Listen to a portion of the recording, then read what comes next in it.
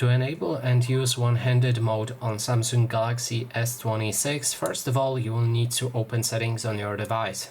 Next step is to enter advanced features right there, and that way you'll be able to find one-handed mode. You can enable this option and then enter it to change the accessibility for it. So first is gesture. If you have gestures, then you'll be able to swipe down in the center of the bottom edge of the screen to call out the one-handed mode. So it should look like this. If you have gestures, then it will work, or like this. I think, just give me a moment, maybe it will work with the buttons. Nope, it doesn't. So anyway, if you want to access it with gestures, just perform a swipe down like this. If you want to access it with buttons, then you will need to double tap on this circle button right here, and that way access the one-handed mode.